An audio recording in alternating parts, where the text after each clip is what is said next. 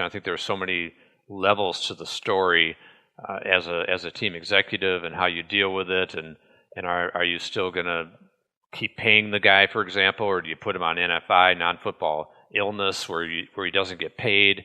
And we're talking about a big chunk of change with Everson Griffen, salary-wise. Obviously, he's under a $15 million a year deal. And so I think there are just so many elements to this story that remain to be seen, honestly, how he comes through this, and is he going to try to play immediately? Or does Zimmer try to put him in on Sunday night? Or do they hold off? And when he does play, how it is determined in the rotation, what's going to happen? Do they decide Danielle Hunter, who's second in the NFL in sacks and has moved from left side to right side, do they decide that, well, maybe he's a better right end than he is a left end, and Stephen Weatherly's done a nice job on the left side. And now it's good to have the rotation. We know that. The Eagles proved that last year in the postseason when they were rotating guys and wrecking havoc. And so if he's ready to play and he's in the right mindset, it's great to have him back. But you got to make sure he's ready to play and not come back too quick, and make sure he's. What kind of conditioning was he doing while he was gone? Don't want him to pull a hamstring, and all of a sudden he's out for 4 weeks, and as they've been dealing with Dalvin Cook's situation. So, and now Anthony Barr. So just a lot of things that I think about with this situation, and I guess I would say, fortunately for me in my GM or president career, I did not have to deal with a player situation such as that.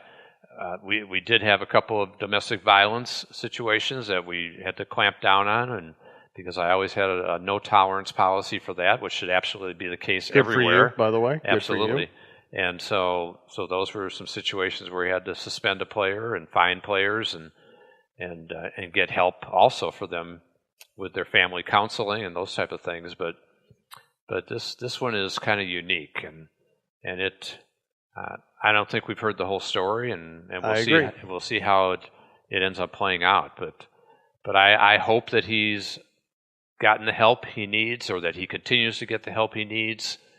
And it's just a very, very strange thing that has unfolded for the Vikings. And you think back now, I think back now as a GM, or a former GM, and I think back to that Buffalo game, and you can't tell me that Everson Griffin's situation did not have an effect on that football team that day, because they were so out of sorts and just didn't play well on both sides of the ball. And it tells me something was going on, and obviously this was one of the things that was going on. Yeah, absolutely. You're right. It makes everything seem a little more what's the word? Understandable than it seemed to be at the time. It seemed like it would be completely out of character performance until you factor that in. Yeah, and not that you can't lose to the Buffalo Bills. Anybody can lose to anybody, but to get walloped like that was very strange. And, you have Everson's situation, and now you have Dalvin Cook. Looks like he's going to be out for a while. Anthony Barr's not practicing. Zendejo wasn't practicing. Xavier Rhodes wasn't practicing. Tom Compton is out. I know that there are teams that survive injuries and advance and win. The Packers, the year they won the Super Bowl with Aaron Rodgers, they were beat up. But do you worry about this team? Has it reached a critical mass? I worry about them this week for sure, facing one of the better teams in the league, in the Saints, and especially that offense. And you think about, well, if Rhodes is out, Holton Hill came in, did a nice job, but if he's got to play a whole game, is he ready to take on Michael Thomas and the Saints receivers and Drew Brees? And it's a little different, Drew Brees versus Sam Darnold, because that ball's going to be coming out quick. And I think that one of the things that when you look at the Saints' numbers this year, Brees has only been sacked 9 times the entire season. And has thrown 0 interceptions. So second fewest sack percentage in the league, and as opposed to Kirk Cousins has been sacked 19 times, for example. And Kirk has been fine on the interception front. I think he's got, 2 or 3 for the season. Yeah, I can look it up, but it's not many. And one of those was a deflection off of Treadwell. But I think it worries me if they don't have Barr and Rhodes and Linval Joseph. I don't know how I could pick them to win the game, honestly. If they've got a couple of those guys that are going to play, and and be okay, be fairly close to 100%, then I think it's a game the Vikings can win at home and have the crowd be a factor and do enough defensively to slow the Saints down, as they did last year in the first half. As we recall in the Minneapolis Miracle game, the Vikings were up 17-0 at halftime before Drew Brees exploded, threw for 177 yards and 3 touchdowns in the second half. And the Saints ended up taking the lead in that game before the finale, the phenomenal last play. So, yeah, you definitely worry about the number of injuries and that they've hit certain positions hard, the offensive line, for example. I guess you can say also, but maybe the silver lining is Brian O'Neill's come on and played well. A Danny Isidora, who we hadn't seen much of, did okay. But how are they going to hold up over a whole game? Well, O'Neill's held up fine. And the Saints have some pretty good pass rushers, too, led by Cameron Jordan, Steve Jordan's son, former Viking. Yes. And I think when you mentioned shootout, a high-scoring game, that's what I see for sure in this game because, first of all, both teams are very good at stopping the run. The Saints are number 1 in the league at stopping the run. Now, part of that is a little deceptive because perhaps they've been in high-scoring games and ahead of teams, and teams try to come back so they're not running. So you got to take that with a grain of salt. The Vikings are 5th in the league against the run, and so it kind of stands to reason that it's not going to be easy for either team to run the ball, even though they're going to want to. They want to keep that balance, and so that's what's going to make it really interesting. The only thing I ask, Jim, is no more backwards passes, please. Yeah, no kidding. Vikings. It's such a bad idea. It almost cost them in Philadelphia, and then it almost cost them against the Jets. Yes. And just don't do it. No. Just don't do it. It's amazing, too, because like the game in Philadelphia, I thought the backs played an almost spotless game. Everything from pass protection to getting yards, tough yards, and then that one stupid backward pass almost cost them. And against the Jets, they had the game wrapped up, and they got a little cute on that play. Yeah, it's just not worth the risk. Yeah, exactly. Fortunately, Diggs realized what was going on. And the Jets guys didn't. Diggs didn't at first either. No. He kind of looked at whoa. I'm amazed by that because, listen, NFL players play hard. Sure. And they care, and they only have 16 games to concentrate on. And to take that play off, to have a ball sitting there live and just not make the effort, it's not a lack of willingness to make an effort. It's a lack of awareness. But it's a terrible time to have a lack of awareness. That's for sure.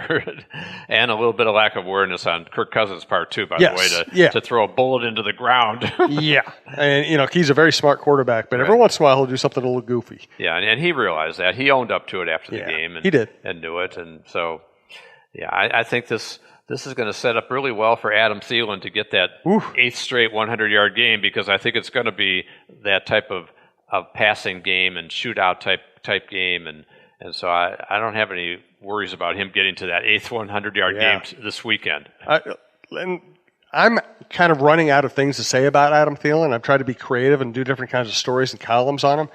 What do you have left to say about Adam Thielen? What he's doing? I mean, do you want to break it down for me? Is there somebody you think he compares to? Yeah, actually, it's interesting you say that, Jim, because I actually wrote my sportingnews.com piece today about Adam, and the comparison I made to him, it's not necessarily a receiver comparison. I made the comparison to John Randall as a guy from a small school. Yep. John Randall came from Texas A&I, became Texas A&M Kingsville, and undrafted, was a 240-pound guy when he came to our rookie camp, and I signed him for a $5,000 signing bonus, which I think 10 years later I had to pay him about a $12 million signing bonus. But I think there are some comparisons about how he worked his way up, and he kind of learned from Dolman and Millard back in the day, and Adam had to kind of battle his way up and was originally a practice squad player. He was cut his first go-around, signed to the practice squad, then became a roster player, special team guy, a really excellent special team guy, and then he had, I think, 8 catches his first regular season playing, 12 catches the next year before he had the big year in, I think, 2016. He caught 69 balls for 967, and then, of course, last year a Pro Bowl season, and this year off the charts. So I think that's kind of an interesting comparison, and I kind of made the analogy maybe Adam Thielen's on a John Randall type path that could lead him to Canton someday. Who knows if he keeps this up and keeps performing like he is, and he's on a pace to set an NFL record this year. Yeah. Because right now I think he's on pace for 153 catches. The league record is 144 by Marvin Harrison, right. 143. And so, yeah, I think what I would say about Adam is what I love about him, and as you know, our agent group represents him. What I really like about him is just the personality, that he's not the diva wide receiver that we've grown accustomed to right. among the elite receivers in the league, the Odell Beckhams, the Antonio Browns, the me guys, the how many targets am I getting. This guy is truly a team player, a consummate professional in his preparation. As Coach Zimmer says, he's tough. He's got great heart and all those type of things. He's a great teammate. I think you can see when his teammates talk about him, and guys like Brandon Zylstra says he's a humble guy and down to earth, and Zylstra and C.J. Ham, also small college players. Oh, you read players. my column. Yeah, exactly. Small college guys. I did read your column, and I actually quoted you in my story. Wow, how about that? I did. Well, I'm going to be quoting you on my columns. That's right. It's not really quid pro quo. It's just the way it works. That's exactly right. So I did mention you. I gave you credit for some of those good quotes you had. Well, thank you. From CJ and Brandon. But anyway, yeah, I think that Adam is just on a tremendous pace, fantastic pace. It helps him probably that the Vikings are a passing team and have not been able to run the ball great. They're improving. I think they're up to 27th in the league now, which is better than 32nd where they were about 3 weeks ago. But I am excited about this game, and I think Adam's going to have a big night, and I think Stephon Diggs will too. And I think the other guy that I think may has gotten a little lost in the shuffle has been Kyle Rudolph, who hasn't caught a touchdown in 4 weeks, but he's got 28 catches on the season, and he could be a guy that could benefit from the attention that the Saints are sure to give to Diggs and Thielen. And at a couple points last week, as Zimmer mentioned, both of those guys were getting double covered. Right. So that could set up things for Rudolph too, and Laquan Treadwell.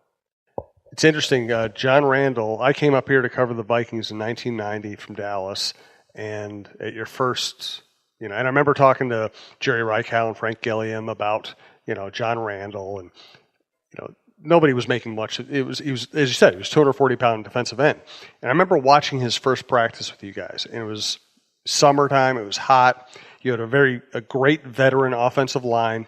And here's this 240-pound guy from Texas A&I who'd never ever heard of, and he's driving them crazy. Oh, I remember. He's fast. He's hustling. And, the veterans, they don't want to be working hard in June. They're just trying to get through practice. And it was like watching a bear swat at a bumblebee. It was like, just get out of my face. And Randall run by him, tap the quarterback every time. But you could see him, and I'm not going to pretend I thought I was seeing a Hall of Famer at that point, but you could see there was something there. Oh, yeah, definitely. You could see the quickness. You could see the agility. You could see the passion that he played with and all those type of things. And once he became a 280-pound player, and we worked hard with him to get his weight up, and he hit the weight room hard. And so, yeah, once he got to that level, you could see, wow, this guy is really special and spectacular. And I love the battles he had with Brett Favre over the years, and just a great player, a big part of our '98 team, and happy to see he's in the community doing a lot of good things now here. I did a piece on him a few years ago, and he said that he was living in Texas, and one of his kids was really having some major health problems, and he just didn't feel like he was getting the right kind of treatment down there. Moved back up here. I can't remember the name of the organization. I apologize, but basically found great help for his kids and said, I'm settling in here. This is the right place to raise my kids. And now he's become a big golfer. And the cool thing about John is, there are a lot of sad stories around the NFL. Former players look like they just were put through the ringer, right, by the league, by the game itself. John looks great. John, John and Randall McDaniel, they look fantastic. They're healthy. They're happy. They're playing golf together. It's good to see. Yeah, definitely true. And and